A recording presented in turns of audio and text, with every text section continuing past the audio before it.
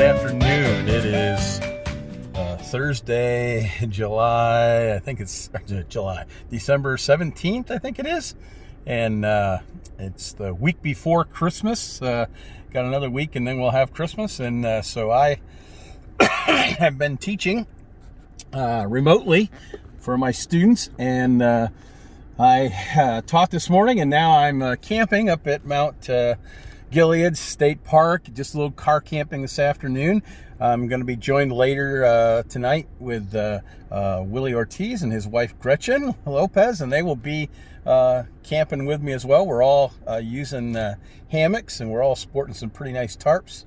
I was supposed to come with Dave Kiefer, and Dave's son has contracted COVID, and he's in the hospital, and so David is on quarantine, and kind of concerned about his son. He's not doing very well, so prayers going out to him this weekend. And but we already had a site reserved here, and it's our favorite site, so we got plenty of trees to hang from.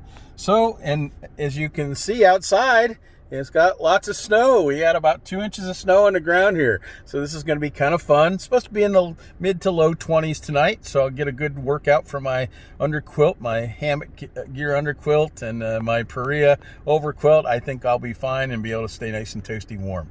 So I'm going to go get my tarp set up, and I'm sporting my new Aurora tarp today. And so this is the first time I'm going to be using it. It's from John at Trailheads, and we're going to get that thing set up first. It's just kind of spitting snow and sprinkling a little bit, so I want to make sure that I keep everything dry except for that tarp. So I'm going to go set that up, and then we'll get back. All right. Well, I'm getting my tarp set up, as you can see, and this is the Aurora tarp, and I really like it. I've just got a couple things set up right now. It's actually got 5 ties on either side. I'm going to do the ends. I'm going to pull in one end tonight, and so I'll be setting this up. I wanted to set up. I wanted to make sure I showed my little micro adjusters, and I want to show how I use those when I stake this up. Okay, so when I tie them up, I've got the old fisherman's knot. Get that in focus there. Got the old fisherman's knot right there, and then on the other end I have the little micro line thing. And so I've got one of those already taken apart now. You can see it here. So I'm going to make a loop here with this, and that loop is going to fit on my stake. And you can see down here, I've got the loop. There's the micro adjuster. I pulled it tight, and then the other end of it goes around the stake. And so that's how I do my guy lines. And I can keep these, I can tighten these down. It's real easy to tighten. In fact, when you have a sill tarp, polysill tarp, they stretch a little bit. So what you want to do is tighten these up pretty tight. And then what you want to do is to go back maybe 4 hours later or so and readjust these micro adjusters, and you can tighten it up a little bit more. Oh, isn't this tarp beautiful? I love it. And there we have the first setup of my Aurora polysill tarp by Trailheads. Thanks, John, for whipping this baby up for me. I really like it. Worth every penny. So I got the tarp up. Now I'm going to go ahead and set up my hammock underneath of it. We'll get back with you after a little bit.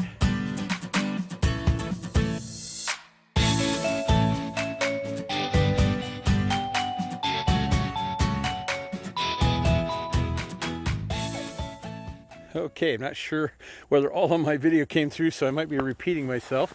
I've got my hammock gear underquilt on my hammock. My hammock is this nice orange and black bare butt hammock. I've had it now, this one, for a couple or 3 years. Probably used it like 18 or 20 times. Love it. Haven't had any problems with it. Notice I have a Costco quilt over the ridge line here, okay? And the reason why I do that is when it's cold and it's breezy, sometimes it'll kind of cool off your head. Now I can actually wear like a hoodie or a balaclava over my head, but I don't sleep in that very good. I always kind of congest or kind of keeps tight underneath my chin, so I'd rather just do a beanie or something like that. But then sometimes my ears get cold after I sleep a while. So what I do is I put this Costco quilt over. It's kind of like a little A-frame over that, and basically it's open on the end, so I don't get a bunch of condensation on the inside. The hot air eventually comes out here, but I don't get any breeze on me from the sides. I wouldn't get much anyways because this is staked down pretty low tonight, and I've got the doors shut. But even then, sometimes you get a little thing. But once I start doing this with my Costco quilt over the top, I don't know, it just makes it kind of a little bit warmer up there by your head. And so I really like that, and I will do that. So all I got to do now is I got to put my Paria over quilt in here. And then I'll probably stick another Costco quilt just in case I get a little chilly or something. I can use that as an extra, but I probably won't need that at all. Oh, I love this tarp too. Isn't this great?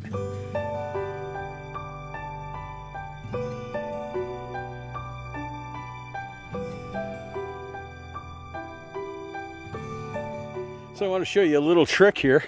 I have this thing for my car. It's meant to clean off windows and stuff. And it's really lightweight. It's actually light enough you could probably use it even in your backpack. But what I'm going to do is I'm just going to clean off the picnic table. And it just drags it right across there. And it cleans it off just great. This way you don't have to worry about getting all of your bags and stuff wet if you put them on there. And of course, the most important part is the seat, the bench. And so we're going to take that off of there. And if you get it while the snow is still cold before it melts, then your wood is not damp either.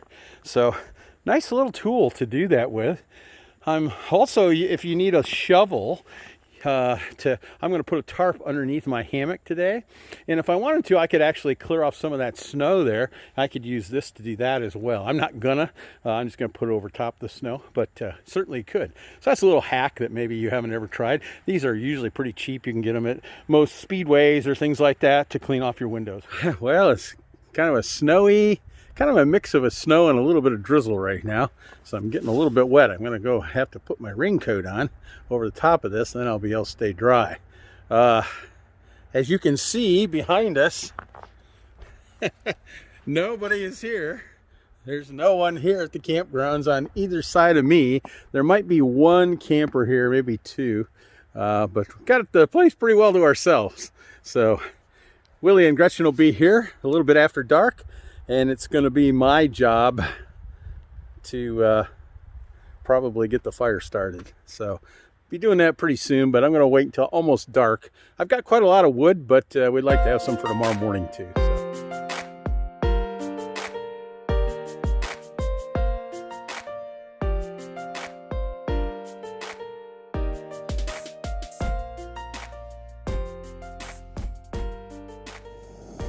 One thing you want to do when you're winter camping or when it's really cold weather is you need to keep yourself hydrated, and you need to hydrate yourself with warm fluids. So I'm cooking up a little bit of stuff here. I've got a cider, kind of a cinnamon spice cider that my wife found some at a cheapo $5 store, and it tastes really good. So I'm going to cook some of that and warm up a little bit. Those of you who watch my channel know that this is my normal gig. This is my normal setup. I have this Stanley cook pot. It came with 2 cups, but the cups I don't really like. They're not insulated, so I just got rid of those. And I keep a small butane gas cartridge inside of there. I also keep the orange thing, and that's this this stove. This is a Tech City stove. I think it's like I think I got it for like $8 or $10 sometime. I've actually got 2 of them, and they work really good. And then I also have a little box for it, so that all folds up into that box. And then I have a lighter as well, and all of that goes in here, and then the lid goes on it. So it's really nice. It doesn't take up much space, and my whole cook set is there.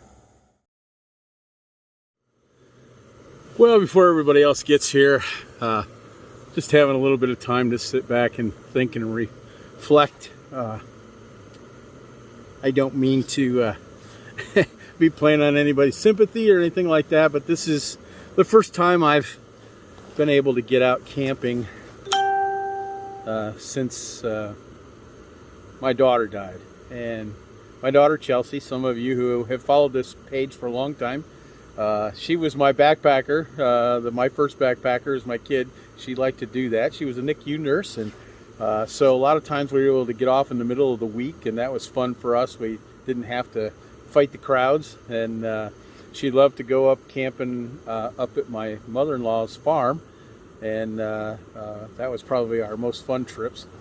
And now I just, I'm realizing today that I'm not going to have that opportunity anymore.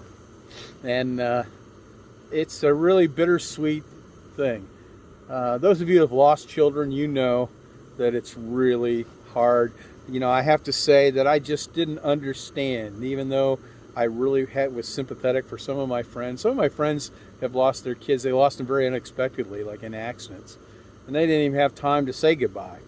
I at least had 3 years to kind of prepare, and my daughter and I got to do lots of stuff in those 3 years. So really excited and happy that that was the case. And although she had a really bad form of cancer, except for really the last 3 or 4 months, most of the time it was like she wasn't sick. She had a little bit of issues with chemo, and she had a few issues with the oral medication, even though it wasn't a chemo, but she had diarrhea and things like that. But they were all pretty manageable. And until the last few weeks, it was like she didn't even have any. It was like she didn't really have any sickness, and so we were very fortunate that way. Okay, so I just cooked up a little bit of spice drink. It's kind of like a cider and a, I don't know, kind of a Hawaiian punch mix. My wife found it for like $1. She found like 20 packs of it for $1 at a general store, $5 general store, or something like that. And it's really pretty good. She just got it and said, hey, if it doesn't taste good, we'll just throw it out. It's, only cost me $1. But we really like it. And I kind of like these kinds of drinks a little more when I go camping in the winter than even coffee or even tea. I just, they just seems a little different, and they're a little more fun. So let me just have a sip here. No, it's not really that cold right now. Essentially, there's not a lot of wind, so that's really helpful. But one of the things you want to do when you winter camp is you want to get lots of liquids that are warm in you, okay? Now, that means that sometimes you're going to have to pee maybe a little bit more than normal, but that's okay. You definitely want to keep warm fluids in you, because the way you keep warm, like my jacket, it doesn't generate heat, it just reflects heat. My quilts in my in my hammock and stuff, they don't generate heat, they just reflect heat. And so if your body has plenty of warm fluids in it, that's going to help your body give off heat, and then it's going to keep you warm because your jackets and stuff are going to reflect it. I have basically not a lot on here. I have an under quilt or an undergarment. It's a Russell thermal layer, and then I have a vest, okay, and I don't even have a shirt over that. So I just have a vest. It's not a down vest, it's a synthetic one, but I've used it for a long time, and it stays nice and warm, and it cools off it dries out pretty quickly too. And then what I've done today is, because it was snowing here, I was starting to get kind of cold because my synthetic coat here was starting to get a little damp, and so were my arms. So what I've done is I've put on my raincoat, my parka, it's a Togs, and that's keeping me dry, so I'm not getting, my clothes wet. When you're working and you're doing winter camping, the thing you don't want to do is get wet and sweaty, because once that happens, that water has to evaporate, and that just takes the heat right out of your body. So you definitely don't want to do that. Now, I always carry, like, I've got an extra shirt just like this, and I've got a fleece that's a really nice warm fleece, and I also have a wool sweater, and I can wear those tonight. And what I'll do is I'll put those on just before I go to bed, and that way they'll be dry. They won't have gotten any sweat or anything like that. Now, if we're going to build a fire later, and if I can get warm enough around the fire and these things dry out, then I won't necessarily have to change my clothes, but probably will do that a little bit. I'm actually wearing sweatpants today because it was basically all I had. I've got a pair of sweats that are the kind of the swishy type, and those are all dirty. I hadn't washed any, so I didn't bring those. And those are always nice to bring because even if they get damp, they dry out real quick. They're nylon. I got sweats right now, and the sweats are like cotton, so they get wet and then they just get wet. Now, so far I haven't gotten them very wet, but I still do have one pair of knit nylon pants, and I'll probably put those on over my long underwear tonight, and that's what I'll sleep in then. And that way everything I sleep in will be dry, and that will keep me a lot warmer. And since I'm only going tonight and tomorrow I'm going to go home, it's real easy. Plus I've got a car here, so I'm car camping, so it's not, I got plenty of room to store stuff. I have some extra jackets and stuff in there if I need them. I have a down jacket that I usually take when I go backpacking. One of the things I also wanted to say was when I backpack, I put certain things in certain pockets in certain places. And what I do is when I come camping like this, even though I'm car camping, I bring my backpack and I store everything in exactly the same spot that I would if I was going backpacking. And it's just easier for me. It helps kind of solidify the habit. Like the top left side pocket is where my cook kit always goes. And my stakes and my cordage are always go in the top right pocket. I have a Coyote, a Kelly Coyote pack. In one of the outer pockets, I keep my electronics in a little blue stuff sack, and I keep all of my warm, hot hand things. I keep those in a little red stuff sack, and they always go in the outer pocket. Inside, I have two compartments. I have an upper compartment, and I usually keep my food and some clothes in there, and then I also keep in the bottom compartment, I keep all of the stuff that I have for my hammock. So I keep my tarp in there, I keep my hammock in there, I keep my underquilts and overquilts in there. Now, I don't do that when I come car camping, just because they're in a bag, and so I keep them unfluffed. I don't stuff them all in there. But if I'm backpacking, I can get all of that, except for the underquilt. I can get all of that in my little bottom pack. And I always put that stuff in the bottom so I know right where it is. So if it's raining, or today it was kind of snowing and drizzling, I wanted to put my hammock up first so I didn't get wet, I wanted to put my tarp up first. I didn't want to get my hammock all wet. So the tarp was right there on the top. I just pull it out, set up the tarp. Didn't take me very long at all. The stakes are real handy. And so I don't know if you want to do that or not, but it's a good habit to get into. You start building these habits so you know exactly where stuff is. Normally, it's no problem setting up camp. Usually I have plenty of time. But sometimes you get to camp and, man, it's pouring rain or it's snowing to beat the band or whatever. And it's nice if you know exactly where everything is and you don't have to hunt it up. And so that's something I try to do. Might be a thing that maybe you could try as well.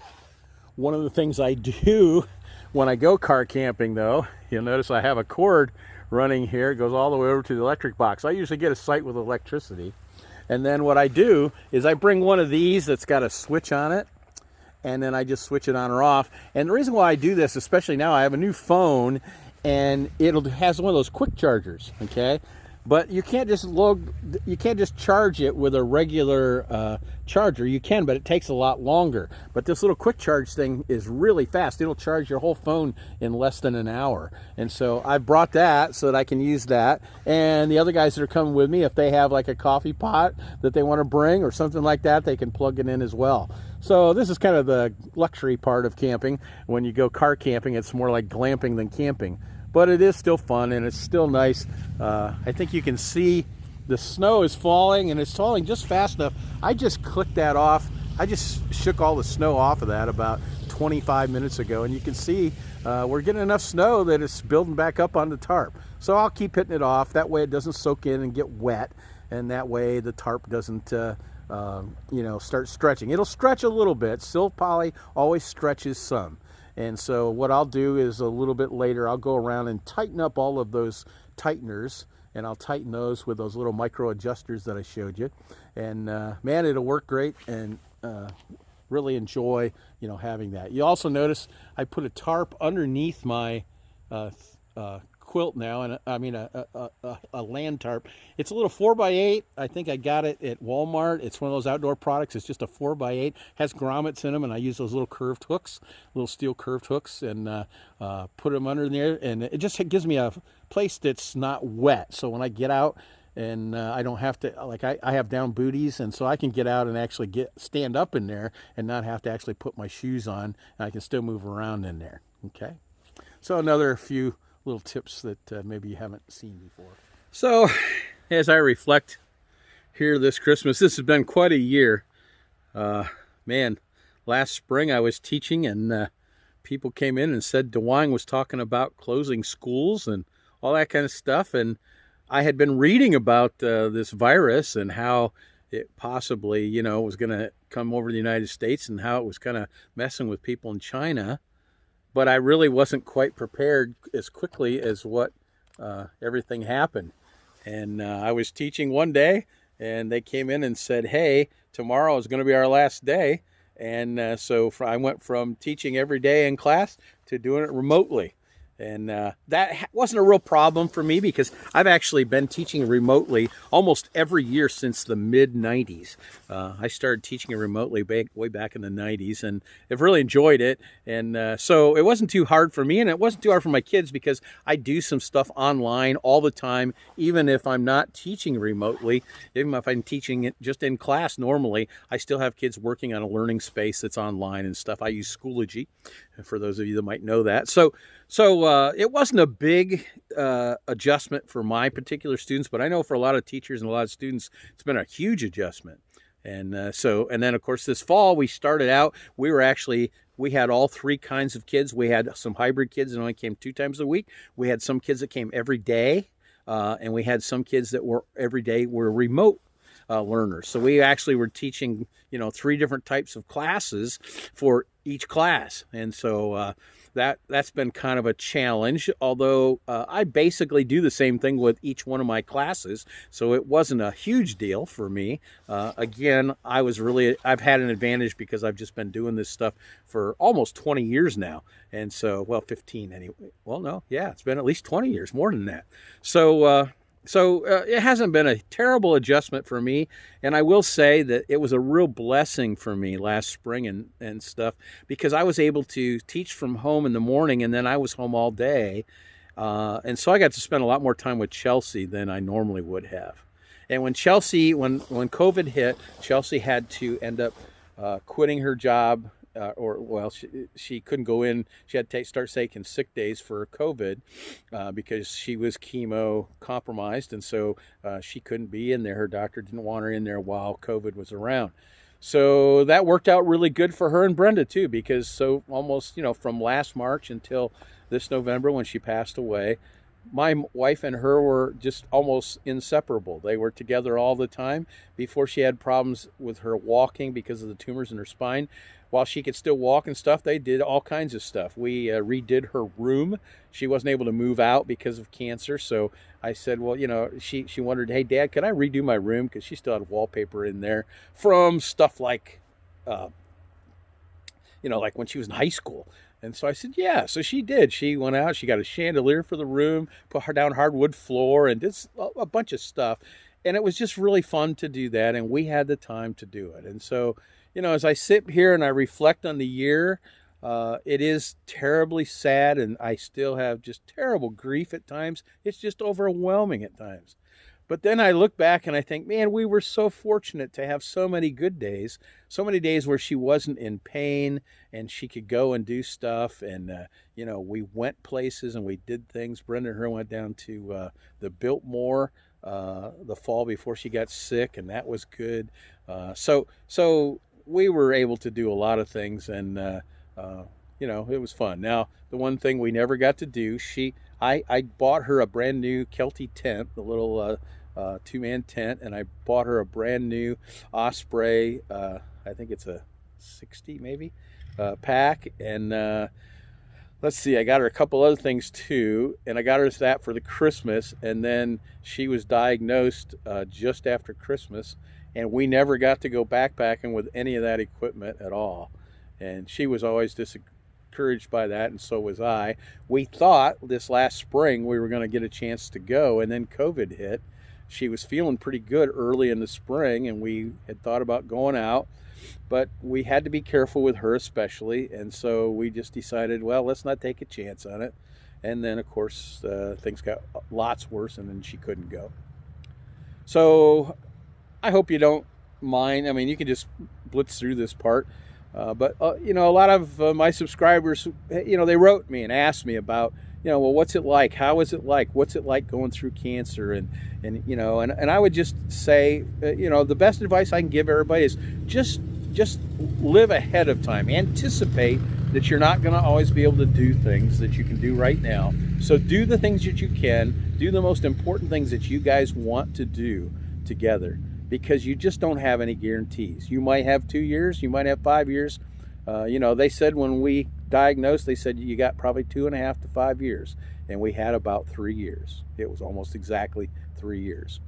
So, you know, just if you know people in that situation, you know, give them that advice. If you're in that situation, take that advice. And whether you're having, you know, whether you have somebody sick or not, I would just say, especially during the holidays like Thanksgiving and Christmas and stuff. I know this year it's kind of hard to do because we're not able to, you know, get together in large groups. But whoever you can get together with, just, you know, maybe it's just your wife or just your kids, man, spend extra time with them. Spend the time doing some fun things. You never regret spending extra time with your family. You always regret not spending enough. And so, you know, that would be some advice I'd give you. Well, that's enough preaching. We'll get back to doing some camping stuff in a few minutes. So I'm excited that Willie Ortiz and Gretchen Lopez, his wife, are going to be spending the night with me here. They're going to be up here probably in about 20 minutes or half an hour. They had to work today. I worked this morning, but then I was able to get up here a little bit early. So I got to build a fire here pretty soon and get that going so that it'll be ready when they get here. But I'm excited about having them here. I'm excited in what, this may sound like a really weird thing, but I'm excited they're minorities. Tim Watson and I had a in-depth conversation on the internet for, probably a week or so. About 3 years ago, he made a post and talked about black people and brown people and how you don't see very many of those minority people out camping. Now, you see more than you used to, but still, a vast majority of the people are white and probably privileged. And so, you know, he just pointed that out. And I teach in a school that's it's a private school. It's a private Christian school, but we have about 85 or 90% of our students are minority students, and many of them are you know, very poor students, and they need, like, you know, they qualify for free lunches and things like that. And so a couple or 3 years ago, we had a little chance to do a mini course. And so we did a little wilderness survival type course, and we taught them a little bit about hiking and a little bit about camping and pitching tents and things like that. And it was really successful, and the kids really, really liked it. And so we're thinking about, and we're not sure, and with COVID, it's kind of put a hold on things for really almost 2 years. But basically, we're thinking about maybe starting like a 9-week course on camping and showing kids how to do camping like in tents and how to do it in hammocks, and showing them how to dress for different kinds of weather, how to build a fire, how to use an axe correctly, things like that. Just some basic camping skills. And trying to, you know, share that with our kids, and then giving them some opportunities to do that. Our school property is a pretty good piece of property, and there's some fields out there, and there are some trees around, so we could possibly do some camping there overnight. We might be able to come up to, like, say, right now I'm here at Mount Gilead State Park, and if we could get some people to help support this, maybe we could rent like 2 or 3 sites, and we could bring some kids up here.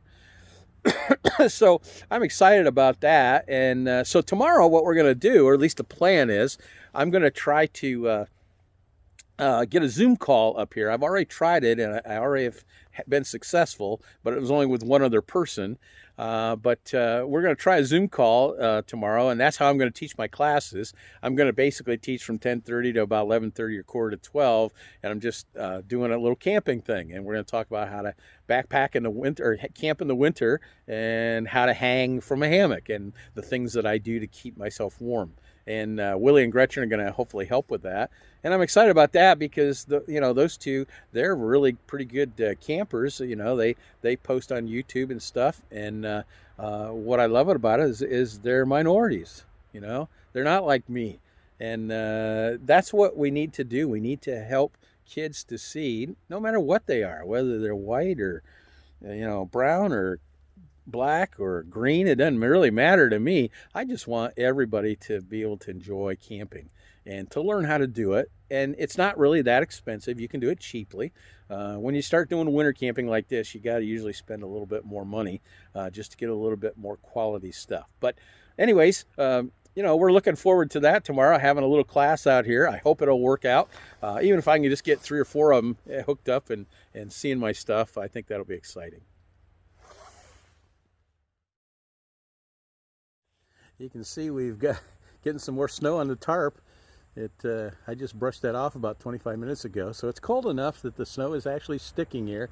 It's not really freezing drizzle anymore, and so probably this tarp's going to be a little bit this morning or tomorrow morning when we get up. It's going to be a little stiff, but that's okay, especially now because I'm car camping.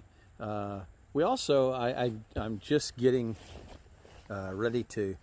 Actually, something's supposed to be delivered today.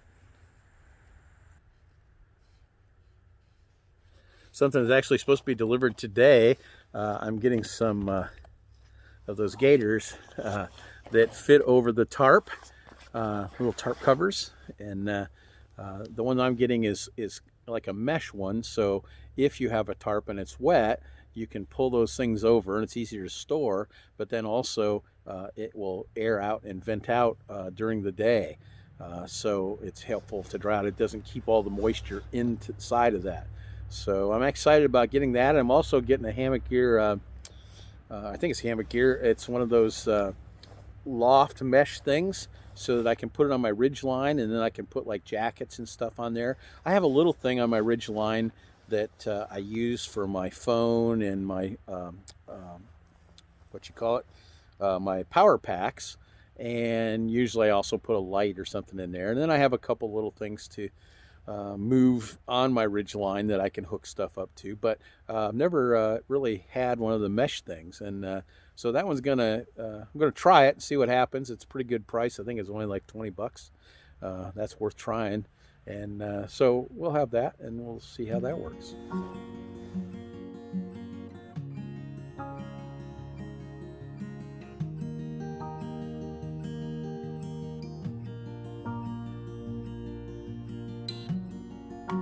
Ah, yes, nice fire, warming up my hands, warming up my legs. We got quite a little bit of wood here. We got enough to keep a pretty good fire for tonight, and Willie said he's gonna bring some wood too, so hopefully they'll have enough for the morning as well. My fire starters work great. I just bought some fire starters. Kind of got those myself from a Christmas present from my wife. She wasn't sure quite what to get, so I went ahead and got them, and they work great. So, all right, gonna enjoy this fire. Well, it's only about 5:30, but it's almost dark here, and I got a fire going, and it's putting out quite a little bit of heat. Willie and Gretchen basically texted me just a few minutes ago and said they were about 15 minutes out, so they should be rolling in here shortly. And then of course they'll have to set up and all that kind of stuff in the dark. Too bad they couldn't have gotten here a little sooner. It would have been easier, but they both had to work today. I had to work today too, but I was teaching from home, and I'm a part-time teacher right now. I teach 6/10, so I'm done by about 1 o'clock. So that's nice, because then I can come out and do stuff like this. And tomorrow I'll be going teaching from my site here and doing a Zoom call. So that'll be kind of fun, and we'll see how that goes. Just enjoying the fire, staying warm, and it's going to be chilly tonight. And we've had just a steady snow. Not a heavy snow, but just steady. But it's made about, probably a ½ an inch since I've gotten here. So I can't keep getting my clothes wet. I've got my raincoat on right now to kind of protect myself from the water. Oh, I see somebody coming. I gotta believe it's Willie and Gretchen, because I think we're the only ones here at the camp today. See you in a few.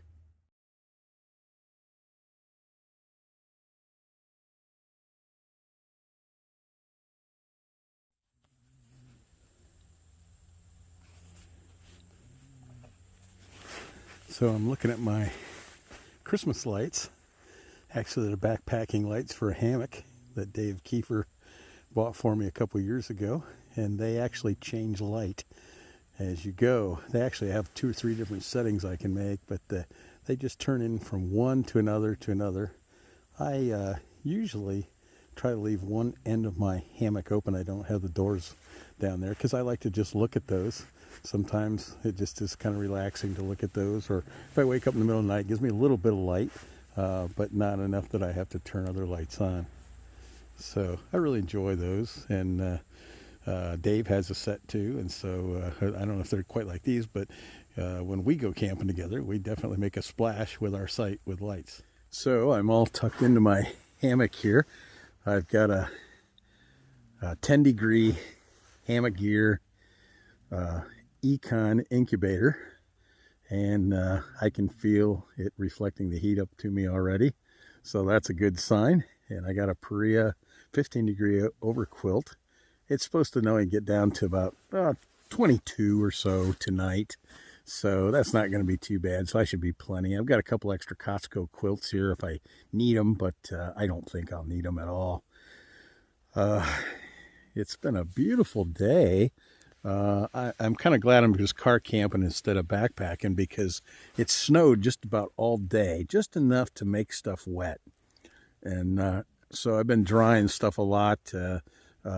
Actually, my undergarments, my underlayers are not sweaty. I've not gotten very sweaty today, but I've been actually getting wet from the outside. I finally put my Togs coat on, my raincoat on, and that helped keep me dry, so I wasn't always having to change sweaters or anything. Anyways, I got, tonight I have a Russell long-sleeved undergarment underwear, and that's what I usually wear. I got tops and bottoms, and then I have a merino wool sweater over my top, and I have a set of nylon sweatpants, kind of the swishy kind. And so what happens with those, if they get wet, they'll dry out quicker. I've been wearing sweats all afternoon, but the cotton kind, just the typical little sweat pants, and they've been kind of wet most of the afternoon because they get wet and they just don't dry out. So I put some nylons on tonight, and that should keep me nice and dry. And then over my merino wool sweater, then I have another sweater. It's just a normal wool one. I think it's about 85% wool or so. And that should be plenty. I've actually got a jacket here as well. If I get cold, I can put it's not a down jacket, it's a synthetic one, but it's a nice big one, so I could put that over me, or I could just wear it, and I would be fine. So I don't think I'm going to need anything like that. I've got some hand warmers, so I got a couple in my pockets. I'll put a couple in my gloves here, and I've got a couple in my feet, plus my down booties. Again, my feet, I'm a diabetic, so I have to kind of make sure my feet stay warm. But between my Paria, which has a little extra down in the foot box, and my down booties, that should keep me plenty warm. I've got some wool socks besides, and I have some warmers tucked in there as well. So I don't think my feet are going to get cold. So it's about 11:52 right now, so I'll be going to sleep here pretty soon, and hopefully I can sleep till 7 or 8 o'clock. That'll give me a nice rest. Hopefully I don't have to get up and go to the bathroom before then, because if I get up and go to the bathroom, I'll get cold, and then I'll have to go start a fire or go sit in my car and warm up. So I'm hoping I don't have to go to the bathroom. I just came back from there now. So, and it's a good walk, so it helped me warm up. So I've got some heat generated in my body already. So anyways, we'll catch you tomorrow morning. Talk a little bit more, maybe interview Willie and Gretchen a little bit, and hopefully we're going to teach a class here. Some of my students from one school hopefully will be getting on a Zoom meeting, and we're going to try to teach them a little bit about winter camping. So that's the plans for tomorrow. And then, of course, I'll have to get the obligatory hamburger or something, maybe a Whopper or something on the way back. And I am going to enjoy when I get back tomorrow. We have wood stove at home, and so when I get home tomorrow, I'm probably going to leave all the stuff in the car when I first get home and just go in there and sit by the fire and just kind of relax and have a nice Coke Zero or Pepsi Zero. So, all right, well, we'll talk to you in the morning, or if something exciting happens in the night, we'll get on and share it with you.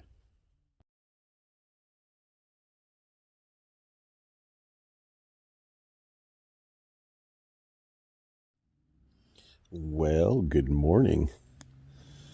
Survived the night. Didn't get down too cold, mid-20s. And the quilts and all the sweaters and stuff kept me nice and warm. So survived the night. Didn't sleep real great, but got 3 or 4 good hours here this morning. So getting up kind of late. Gonna get a fire started and cook some breakfast. Then hopefully have a class on a Zoom meeting with my kids from school. So a lot to do here this morning.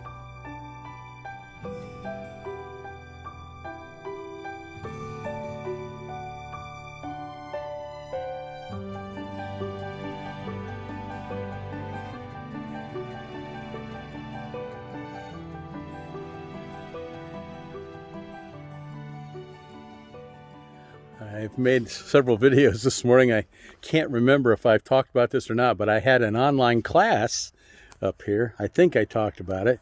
I did a Zoom call, and I just have my data. I didn't have anything to hook into and not an internet connection, so I just did it from my normal data. And man, it was great. Got I think I had 24 at least at one time.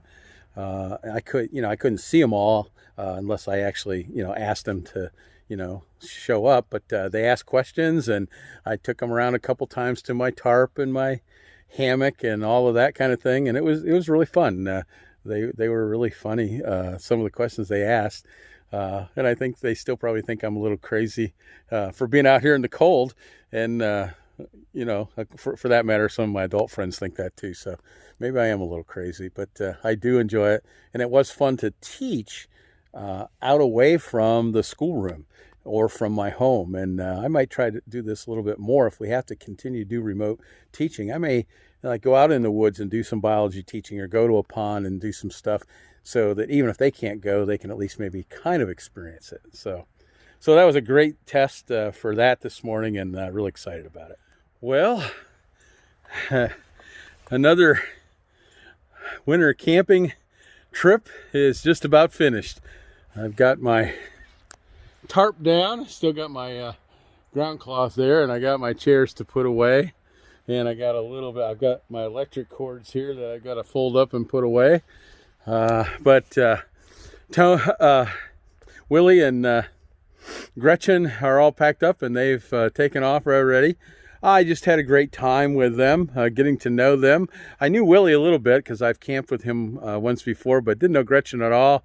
And got to find out how they met, where they were living, and some of the stuff that they do. And we shared we swapped some backpacking stories, and we just had a great time. So it was really successful. It snowed most of the day yesterday and last night. We probably got about 1.5 inches more of snow, so that just made it really special too. It was kind of a hassle getting the tables rinsed off all the time and stuff like that, but overall it was a great trip. I love my new tarp from Trailheads. John and Karen, that Aurora tarp is just beautiful, and I'm so glad I pulled the trigger on that, and I am really going to enjoy that. I loved my Paria Sanctuary Sill tarp, but boy, after using this one, just to look at it, especially in this snow with the background of snow, was just special. So thanks so much for that, for putting that together and doing such a great job on it. And so I also got to teach a class up here. I was able to hook up with or connect with on Zoom about 22 or 23 students altogether, and they had lots of questions about me. Actually, they saw the tarp and they saw the hammock, but they're like, "But Mr. Donaldson, did you actually sleep in that? Did you actually sleep in that last night?" Yeah, they were just amazed at that. So that was kind of fun. I showed them a little bit about, you know, the under quilts and the over quilts and how they work. And so maybe we've gotten a few people a little more interested in camping. Not too many of them are going to go out winter camping right now, but hopefully maybe in the spring we can get some of them and get them encouraged to go out with their families. So that's going to be a wrap for this trip. Remember, we have a saying, if I can do it, or Dave and I, if we can do it, you can do it too. And I really believe that with all my heart. Camping is really fun. You don't have to be rich. You don't have to be famous. You don't have to know everything. But you can definitely do what we're doing. Car camping is a great way to learn how to camp. That way, if something goes wrong and you're freezing at night, you can just hop in your car, turn it on and get warm, or you can just pack up and go home and figure out what you did wrong. Or you can just try it in your backyard. Either way, try things first before you go out in the middle of 6 or 7 miles of backpacking and then find out something that doesn't work. That may still happen once in a while, but if you plan ahead, most of the time you can figure out most of your issues just in your backyard or just at a car camp. So let me suggest again that you spend some time doing that. Okay, well, I'm going to wrap up and collect all the rest of my stuff, and hope probably it'll be burger time on the way out here. So I'm looking forward to that as well. See you on the trail.